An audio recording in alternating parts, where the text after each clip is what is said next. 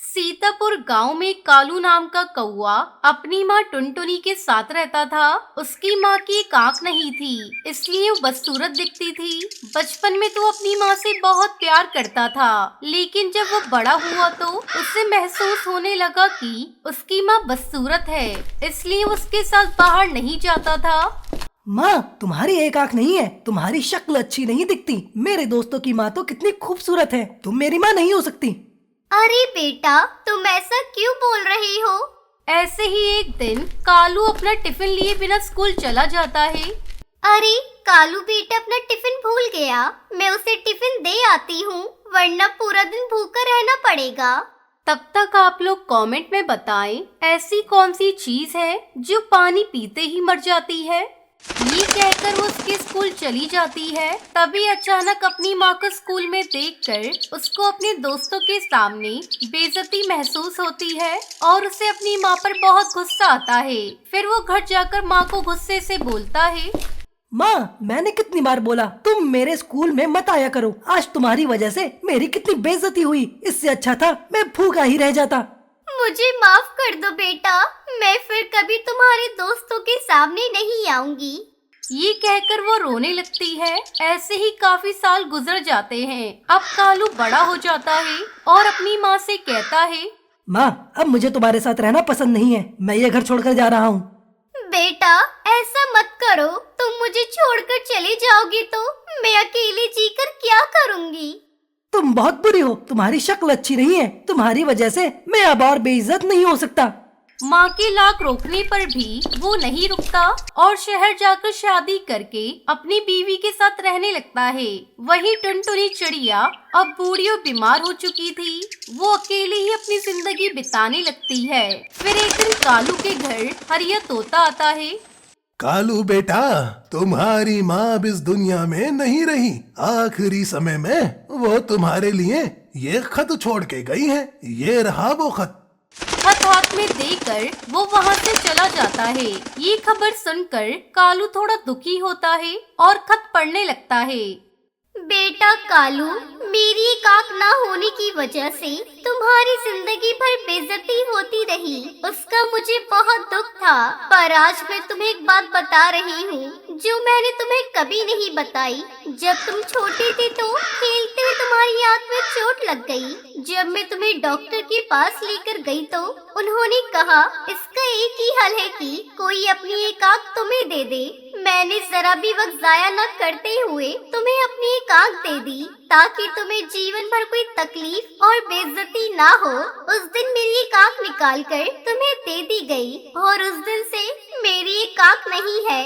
उस दिन के बाद से मेरी शक्ल अच्छी नहीं दिखती थी बेटा। मैं तुम्हें एक बात बताना चाहूँगी, माँ बदसूरत और अंधी हो सकती है, लेकिन माँ कभी बुरी नहीं हो सकती।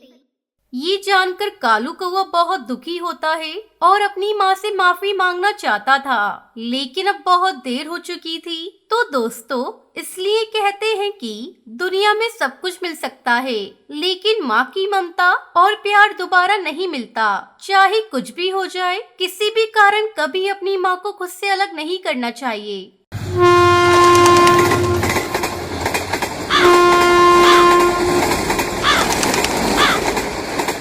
शिमला के जंगल में टुनटुनी चिड़िया अपने पति कालू कौवे के साथ रहती थी। कालू कौवे ने टुनटुनी से प्रेम विवाह किया था, जिसके चलते उनके घर वालों ने अपने घर से निकाल चुके थे। अब हम लोग कहाँ जाएंगे जी? हमारे घर वालों ने तो हमें घर से बाहर निकाल दिया। आपके पास तो अभी कोई काम भी नहीं है, कहाँ रहेंगे हम लोग और क्या खाएंगे?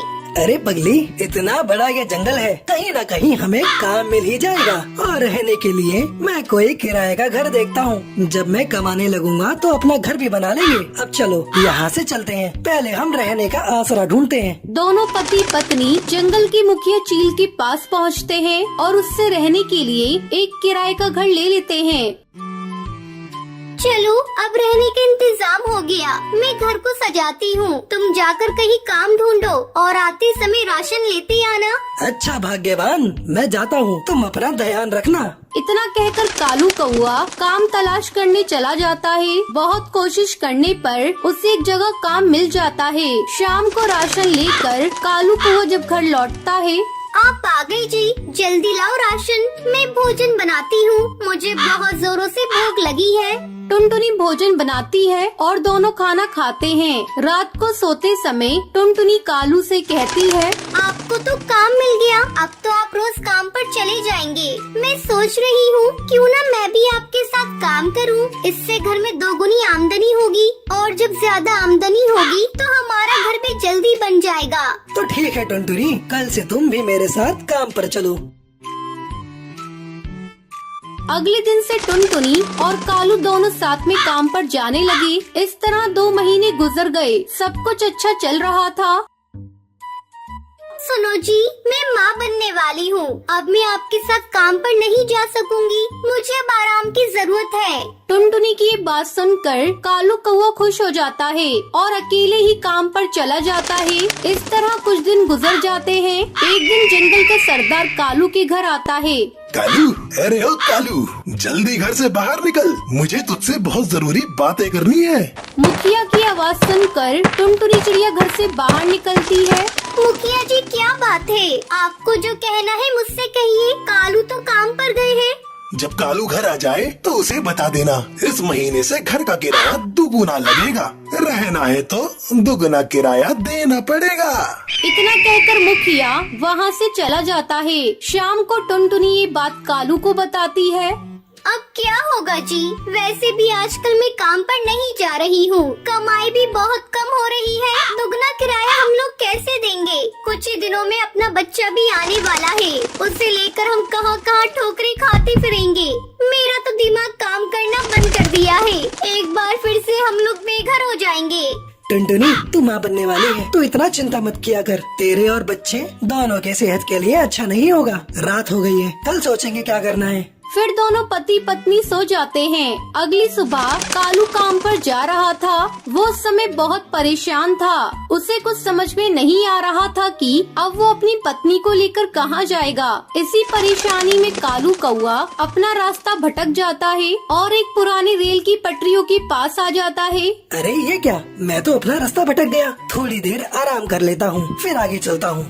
ऐसा सोचकर कालू कौआ एक पुरानी खंडर पड़ी रेल के डिब्बे के अंदर जाकर बैठ जाता है। उस रेल के डिब्बे की हालत खराब होने के कारण वो अब इंसानों के इस्तेमाल में नहीं थी।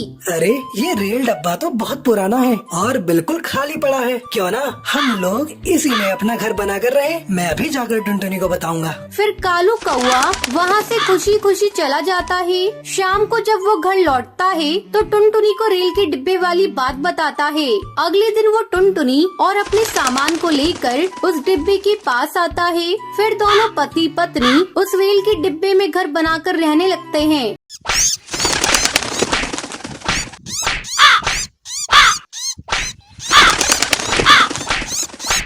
कश्मीर के जंगल में टुनटुनी चिड़िया अपनी माँ टूनी चिड़िया के साथ रहती थी। टुनटुनी चिड़िया बचपन से ही दूसरों की मदद करती थी।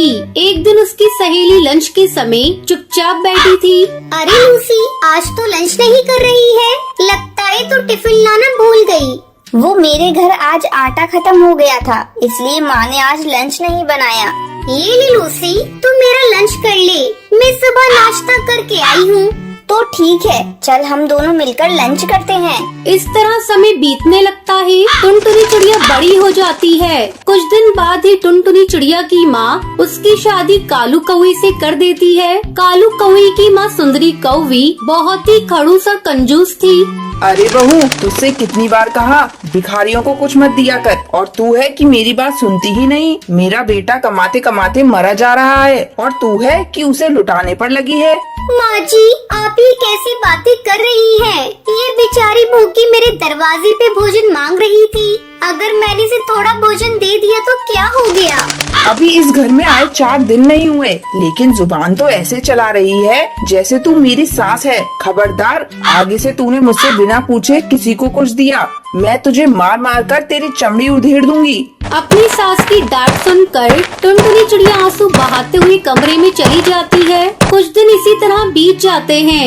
एक दिन सुंदरी कौवी बाजार गई थी, तभी पड़ोस की हरी काकी टुनटुनी चिड़िया के पास आती है। बहुरिया, अरे ओ बहुरिया, कहाँ हो? जरा यहाँ तो आओ।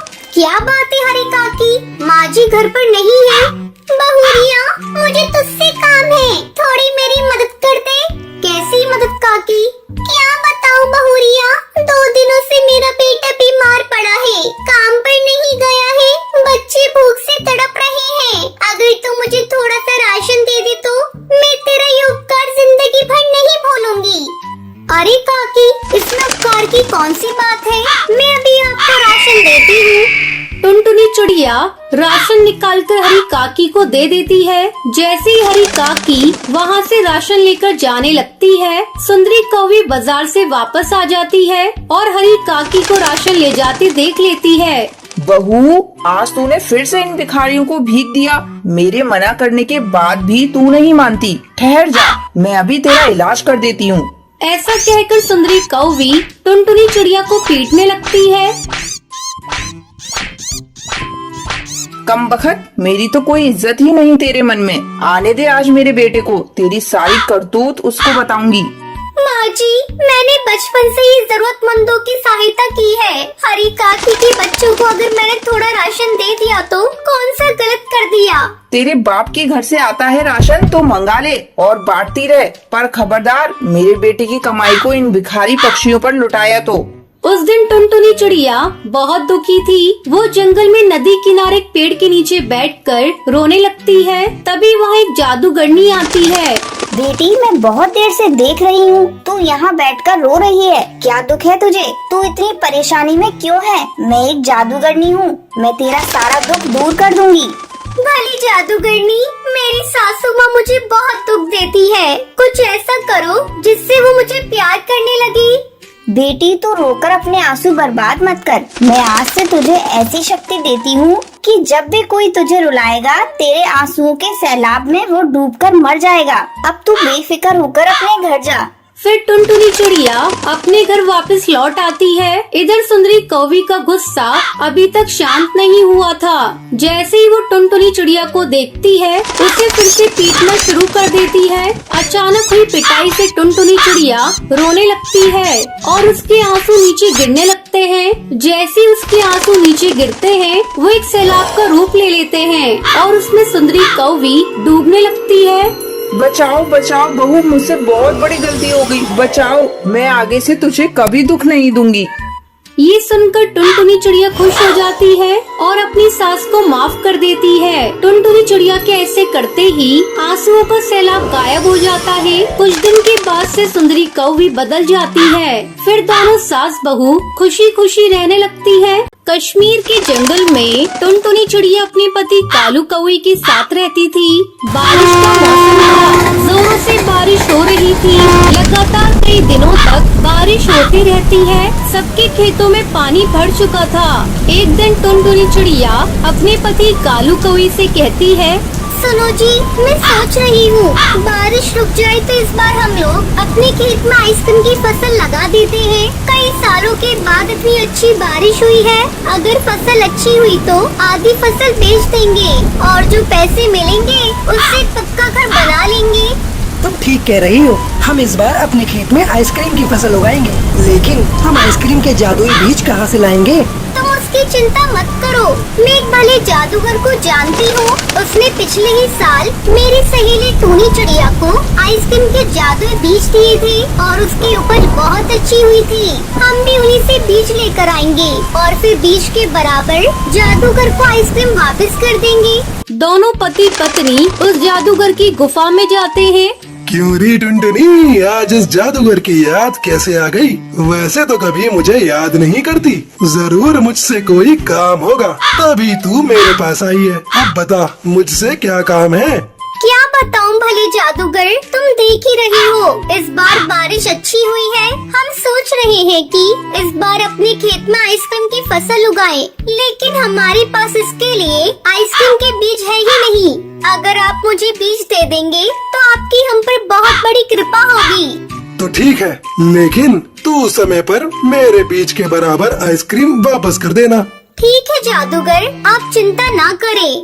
जादूगर टुनटुनी चिड़िया को आइसक्रीम के बीज दे देता है। कालू कौआ और टुनटुनी चिड़िया बीज लेकर वापस घर लौट आते हैं। फिर अगले दिन टुनटुनी चिड़िया अपनी बेटी पिंकी के साथ खेत में बीज को बिखेर देती है। इस तरह कई दिन गुजर जाते हैं। एक दिन टुनटुनी चिड़िया कालू कौए को खेत में भेजती है। कई दिन हो गए खेत में बीज डाले, जाओ एक बार जाकर देख लो कहीं बीज सूख तो नहीं गए। अगर बीज सूख रहे होंगे तो सिंचाई कर देना।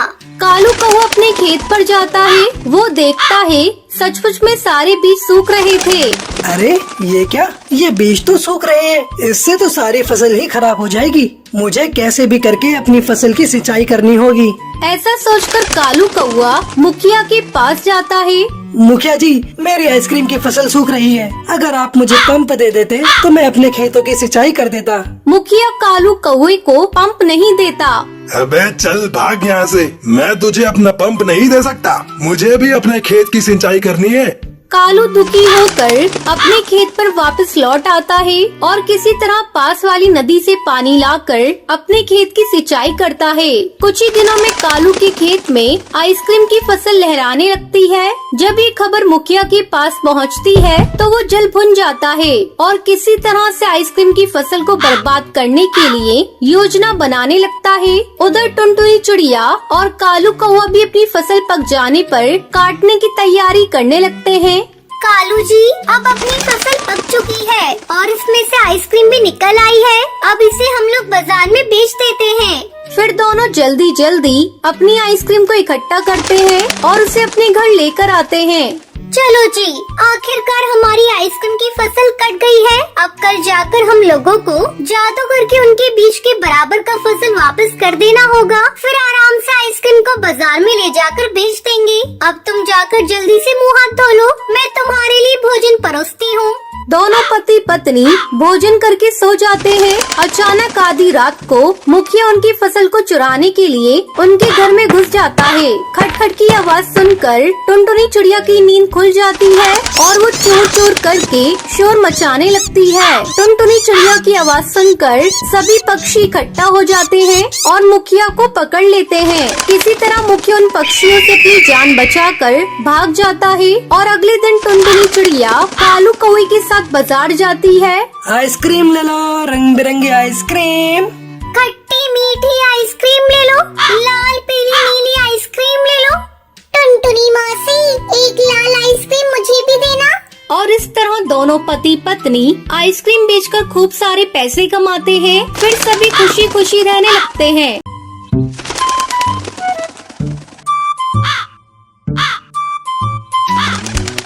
नैनीताल के जंगल में टुनटुनी चिड़िया अपनी माँ टूनी चिड़िया के साथ रहती थी। उसके पिता की मौत बचपन में ही हो गई थी। तब टूनी चिड़िया ने टुनटुनी को माँ और बाप दोनों का प्यार दिया। टुनटुनी अब बड़ी हो गई थी और उसकी शादी की चिंता टूनी चिड़िया को सताने लगी। एक दिन जंगल का मुखिया कड़कनाथ कौआ टूनी चिड़िया के घर आता है। कहो भाभी, कैसे हो? सब कुछ बढ़िया चल रहा है ना? मुखिया जी, आप बताइए, कहिए कैसे आना हुआ? तुम्हारी बिटिया के लिए रिश्ता लेकर आया हूँ। शहर में मेरी मौसी का बेटा है। तुम कहो तो बात आगे बढ़ाऊं। वैसे आजकल मौसी मेरे पास आई हुई है। कल उनका बेटा भी आने वाला है। तुम चाहो तो कल ही टुनटुनी को दिखा देते हैं। ठीक है मुखिया जी, एक न एक दिन बेटी को विदा तो करना ही है। अगले दिन मुखिया की मौसी चंपा कौवी और उसका बेटा कालू टुनटुनी को देखने आते हैं। बहन जी, मुझे तो टुनटुनी पसंद है। बस मेरा बेटा हाँ कह दे, फिर लेन देन की बातें भी हो जाएंगी। थोड़ी देर तक कालू टुनटुनी से बात करता है और फिर अपनी हामी भर देता है। मुबारक हो बहन जी, अब आपकी बेटी मेरी हुई। लेकिन दहेज में मुझे 2 लाख रुपए नगद चाहिए। मेरा बेटा अपने काम को आगे बढ़ाना चाहता है, इसमें पैसे तो लगेंगे ही। वैसे भी मैं आपसे बहुत थोड़ा दहेज मांग रही हूँ। आप लोग गांव के हैं और हम लोग शहर के। शहर में शादी करने के लिए बहुत सारा दहेज देना पड़ता है। मैं तैयार हूँ बहन जी, बस मेरी बेटी का घर बच जाए, इससे ज्यादा खुशी की बात मेरे लिए और क्या होगी।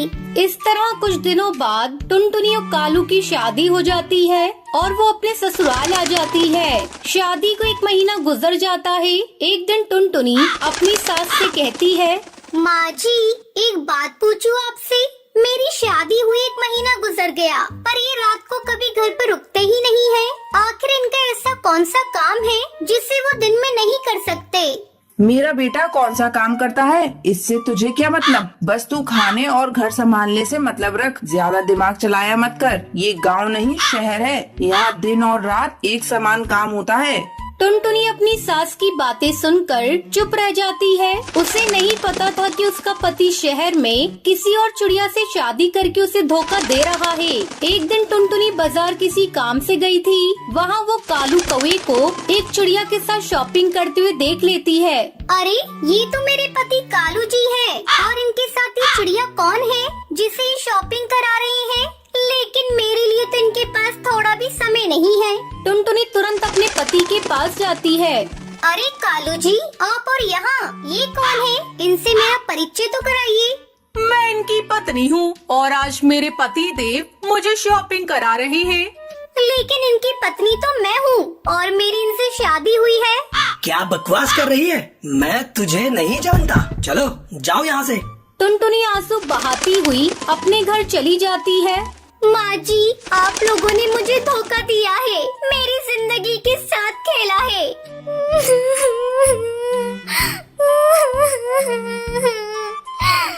तभी कालू कौवा भी घर चला आता है। माँ, अब इस गवार का कोई काम नहीं, हम आज ही इसका काम तमाम कर देते हैं। दोनों माँ बेटे मिलकर टुनटुनी को एक नदी में ले जाकर फेंक देते हैं। बचाओ, बचाओ, मैं डूब जाऊंगी, मुझे तैरना नहीं आता। तभी उस नदी के पास पानी पी रहा एक हाथी का बच्चा टुनटुनी की आवाज सुनता है। वो किसी तरह टुनटुनी को नदी में डूबने से बचा लेता है। टुनटुनी अपने साथ शहर में हुए अत्याचार को अपनी माँ को नहीं बताती। नहीं नहीं, मैं अपनी माँ को कुछ नहीं बताऊंगी, नहीं तो मेरी माँ ये सदमा बर्दाश्त नहीं कर पाएगी और मर जाएगी, और मैं वापस अपने ससुराल भी नहीं जाऊंगी। मैं खुद से अपना एक नया घोंसला बनाऊंगी। फिर टुनटुनी चिड़िया नदी किनारे एक पेड़ पर एक घोंसला बनाती है और आराम से उसमें खुशी खुशी रहने लगती है। टुनटुनी चिड़िया और टुन्नू चिड़ा दोनों भाई बहन कश्मीर के जंगल में अनाथ थे। उनके माता पिता दोनों ही गरीबी और बीमारी से गुजर गए थे। टुनटुनी चिड़िया और टुन्नू चिड़ा कश्मीर के जंगल में भीख मांगकर गुजारा करते थे। सुबह से लेकर शाम तक इधर उधर भीख मांगना और नदी के किनारे ही दूसरे भिखारियों के साथ एक पेड़ की डाल पर सो जाना। कभी कभी तो उन दोनों को कुछ भी खाने को नहीं मिलता था, इसलिए वो दोनों भूखे ही सो जाते थे। एक सुबह जब टुनटुनी चिड़िया और टुन्नू चिड़ा सोकर उठे तो उन्होंने देखा कुछ पक्षी डाल पर पतंग उड़ा रहे हैं। टुनटुनी चिड़िया और टुन्नू चिड़ा को पता चलता है कि आज तो 15 अगस्त है। हर साल की तरह आज भी टुन्नू चिड़ा का मन उदास हो जाता है। वो भी दूसरे पक्षियों की तरह पतंग उड़ाना चाहता था, पर उनके पास इतने पैसे नहीं थे कि टुन्नू चिड़ा पतंग खरीद सके, और वो दोनों रोज की तरह एक पेड़ की डाल पर भीख मांगने चले जाते हैं। तभी टुन्नू चिड़ा को एक डाल पर गिरी हुई एक पतंग दिखाई देती है। वो जल्दी से उसे उठा लेता है।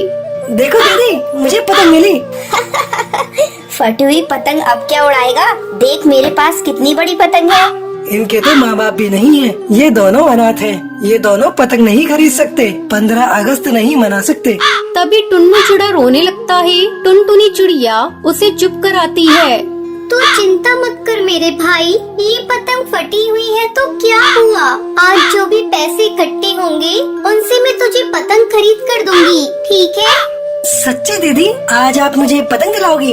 आपको पता है मैं कभी भी पतंग नहीं उड़ा पाता हूँ। टुनटुनी चिड़िया बहुत कोशिश करती है कि आज उसे भीख मिल जाए। वो इधर उधर अमीर पक्षियों को रोकती है, लेकिन उसे उस दिन कोई भी भीख नहीं देता है। वो बहुत दुखी होती है। टुनटुनी चिड़िया के पास 2 रुपए थे। वो पतंग वाली की दुकान पर जाती है। बंटी भैया, एक पतंग और थोड़ी सी डोर दे दो, मेरे पास ये 2 रुपए हैं। चल हट यहाँ से, मेरे दूसरे ग्राहक खड़े हैं। अब हट, 2 रुपए में कुछ नहीं आता। भैया 50 पतंगे पैक कर देना और 4 चरखी मांझे की। कितने हुए? 3500 रुपए हो गए भैया। सुंदर कौआ बंटी कबूतर को पैसे देकर अपनी हवाई मोटर के पास जाता है और सामान हवाई मोटर में रखकर बटुआ अपनी जेब में रखने लगता है। तभी सुंदर कौए का बटुआ डाल पर गिर जाता है और सुंदर कौआ अपनी हवाई मोटर में आगे चला जाता है। टुन्नू चिड़ा कौए का बटुआ गिरा हुआ देख लेता है और वो टुनटुनी चिड़िया से कहता है, दीदी वो देखो, उन अंकल का बटुआ गिर गया और वो चले गए। दीदी इस बटुए में तो बहुत सारे रुपए हैं।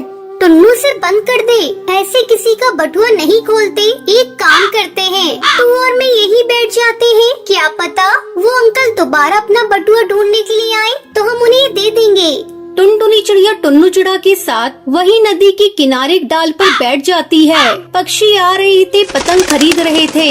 टुन्नू ने लगातार देख रहा था पर उन दोनों भाई बहन की तरफ किसी की भी नजर नहीं गई। वो बेचारे भूखे प्यासे उस कौवे का इंतजार करते रहे। काफी देर बाद वो कौवा वहाँ आया। उसने दुकानदार से पूछा तो दुकानदार ने मना कर दिया। तभी टुनटुनी चिड़िया और टुन्नू चिड़ा उस कौवे के पास आए। अंकल, आपका बटुआ ये रहा। आप जब हवाई मोटर में बैठ रहे थे तभी गिर गया था। हमने उठाकर रख लिया था और हम आपका ही इंतजार कर रहे थे। सुंदर कौवे ने अपना बटुआ देखा, उसमें रुपए वैसे के वैसे ही रखे हुए थे। कुछ देर तक वो कौवा उन बच्चों को देखता रहा। दोनों की ईमानदारी देखकर सुंदर कौवा हैरान था। बच्चों तुम बहुत अच्छे हो। अच्छा अपना नाम बताओ, तुम लोग कहाँ रहते हो और तुम्हारे माता पिता कहाँ हैं? अंकल, मेरा नाम टुनटुनी है और ये मेरा भाई टुन्नू है। हमारे माँ पापा नहीं है, वो 2 साल पहले मर गए। तब से हम दोनों इसी जंगल में ही रहते हैं और भीख मांगकर अपना गुजारा करते हैं। टुनटुनी चिड़िया की दर्द भरी बातें सुनकर सुंदर कौवा भावुक हो जाता है और वो टुनटुनी चिड़िया और टुन्नू चिड़ा को हवाई मोटर में अपने साथ घर चलने के लिए कहता है। चलो बच्चों, आज 15 अगस्त है। तुम मेरे साथ मेरे घर चलो। वहाँ तुम दोनों मेरे साथ पतंग उड़ाना और खूब मजे करना। सच में अंकल, हम आपके साथ पतंग उड़ा सकते हैं? हाँ बेटा, चलो आओ मेरे साथ, मेरी हवाई मोटर में बैठो।